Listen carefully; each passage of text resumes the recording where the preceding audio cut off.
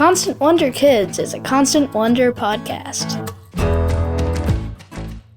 Hi, Wonder Kids. It's Paige. Have you ever dropped a rock into a pond? What happens? The water ripples out in little waves. That's similar to how sound works, too. Right now, my voice is coming out of a speaker and pushing the air around it, creating waves that travel through the air and into your ears. Pretty amazing, right? Today, we're going to be talking to two scientists who study really low sound waves called infrasound.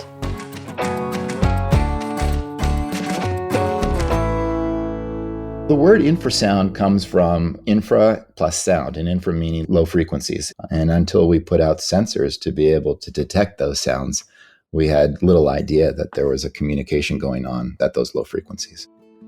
This is Jeffrey Johnson. He's a geoscience professor and an expert on infrasound.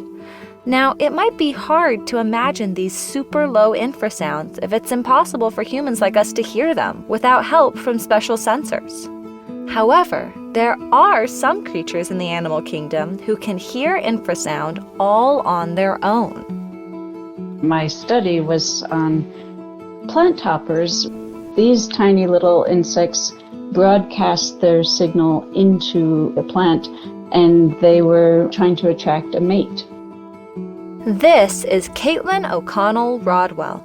She's an instructor at Harvard Medical School and has spent a long time studying animals and the way that they use infrasound to communicate with one another. Caitlin's scientific breakthroughs began when she was researching in Hawaii. She watched these little male plant hoppers search for female plant hoppers using low infrasound vibrations. I would place a female, and it's usually a 9-day-old female that's ready to mate, so the males get very excited. And when he would search for her, it was as if he was feeling vibrations through his feet, and that's how they pick up these calls, is through vibrations on the plant, and their feet pick up the vibrations, and then they interpret them.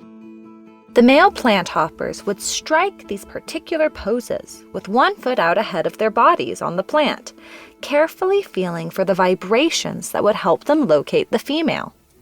Caitlin got really good at recognizing these poses, but she was still surprised when she saw the same type of stance with a different animal on the other side of the world, this time in a giant creature, elephants in Africa. When I first started studying elephants in the wild, out in the middle of nowhere, I made this bizarre connection, unexpected connection between the postures that these male plant hoppers were putting themselves in, and the elephants would put themselves in a very similar posture just before the arrival of another elephant family group or some kind of seismic disturbance. So Caitlin noticed that the elephants were striking the same pose as the plant hoppers, one leg out, trying to sense vibrations in the ground.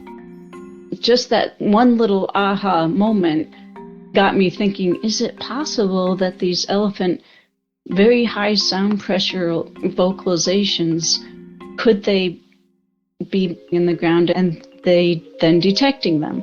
And that then launched a whole 10-year inquiry into whether this was really the case. Caitlin was able to prove that elephants use infrasound to communicate with one another. These low sounds vibrate through the ground, and elephants are able to hear and respond to them. And by hear, I mean feel, with their feet. As Caitlin tried to solve the mystery of elephant infrasound, she got to be up close and personal with these incredible creatures.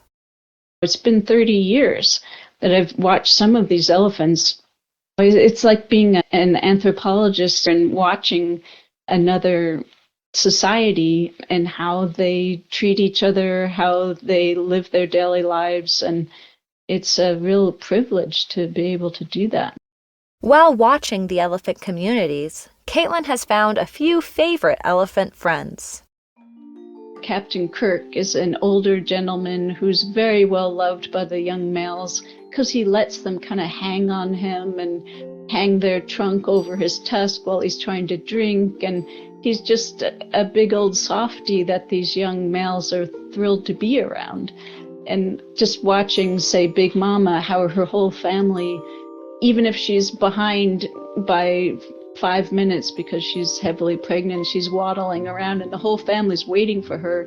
When she finally gets to the waterhole, they give her an elaborate greeting ceremony. And she was just at the back of the family. It's not like she was gone for a month. With such wonderful personalities and relationships, it makes sense that elephants communicate with each other. However, it's incredible to think that they're able to do that through infrasound. So an elephant vocalization, a rumble vocalization as it's called, is a low frequency signal. It's produced at 20 hertz. It's generated at 20 hertz. And so our music, our speaker systems are all rated from 20 hertz to 20,000 hertz. But most people can't hear down to 20. So elephants create this low rumble sound that humans can't hear, but other elephants can feel. They're creating this ripple across the surface of the earth. And as an elephant, even as an elephant walks or produces this vocalization, it's going to propagate over the surface. Caitlin and the other scientists would test these infrasound waves on other elephant groups to see their responses. We had to broadcast known vocalizations that we understood the meaning of through the ground and then monitor responses of different family groups of elephants so they would come into the waterhole, they would drink, and then at some random point in time, we would broadcast a signal through the ground and then see what an elephant does if they're worried is they bunch up into their tight family groups. So they would stop drinking, freeze first, which is very definitive. They all freeze and then bunch up into their tight family groups, and then they leave the water holes sooner than they would have if we didn't play this signal. The elephants could hear from the signals that another group of elephants was coming, so they stepped out of the way. I think it's amazing that humans can detect the infrasound communications between animals.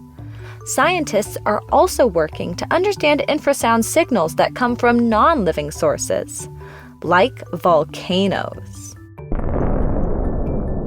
What do you know about volcanoes?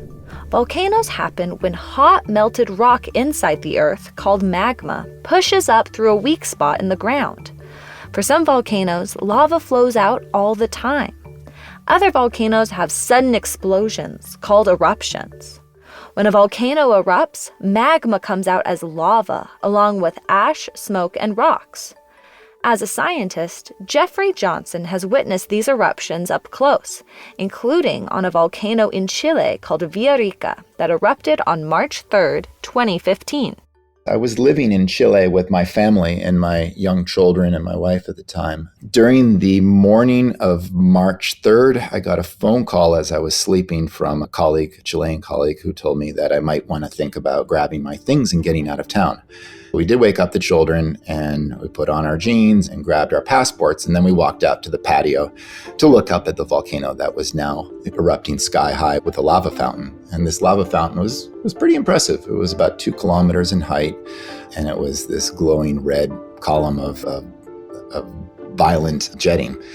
I am pleased to report that no one was hurt by the eruption.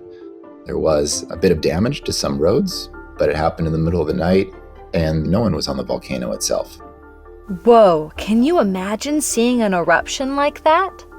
Nobody wants to be surprised by a volcano, and that's where Jeffrey's knowledge of infrasound comes in. It turns out volcanoes have a voice print, like a fingerprint, that can be detected through infrasound waves.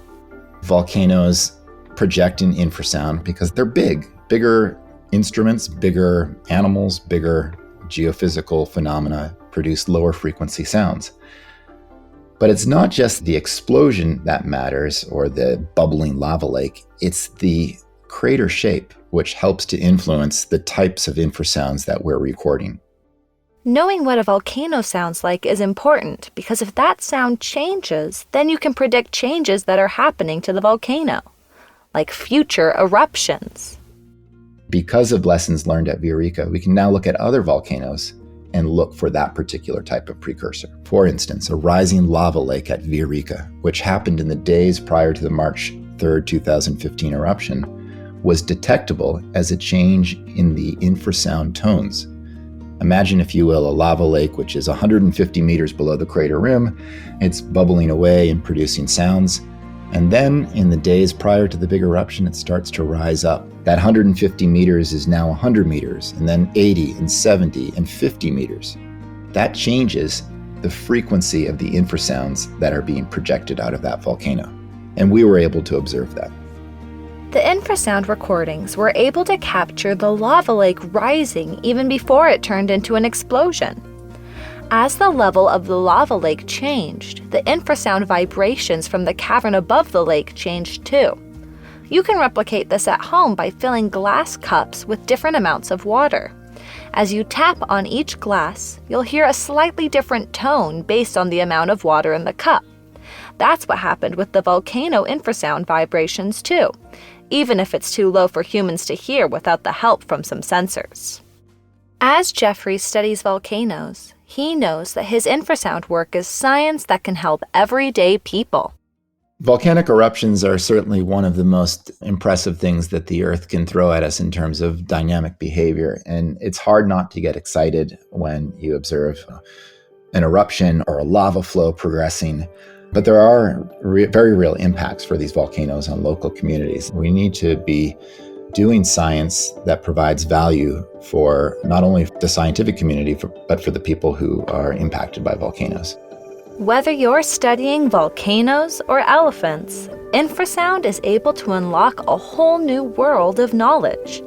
It helps scientists like Jeffrey and Caitlin find fascinating solutions to human problems, and also proves that in the natural world, there's a lot more going on than what meets the ear.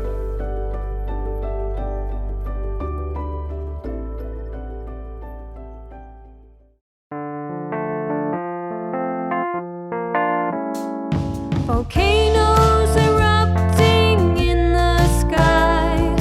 Elephants stomp as they march by. There are also sound waves that we can't hear.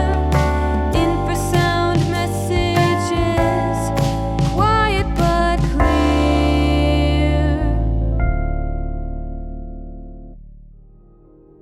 A quick word for you parents. I'm Marcus Smith, host of Constant Wonder, which is the source of material for Constant Wonder Kids. We made this episode because Constant Wonder contains a lot of great stuff kids will love too, but you may be wanting more. We've got 2 whole episodes devoted to Jeffrey Johnson and Caitlin O'Connell Rodwell and their differing studies of infrasound. If you want to hear the full presentations, go find Constant Wonder wherever you get your podcasts. The episodes are called When Volcanoes Whisper and Elephants Hear with Their Feet. We actually think that you'll love more than just one episode of our podcast, which is an ongoing quest to find awe and wonder in all nature, human or wild, vast or small. The kinds of encounters that move us beyond words. Remember when you had time for wonder? Well, we suspect you still do. Subscribe to Constant Wonder on your favorite platform. Constant Wonder Kids was produced by Paige Crumperman Darrington with sound designed by Mitchell Towsley. Tenery Taylor is the executive producer. Constant Wonder Kids is a production of BYU Radio.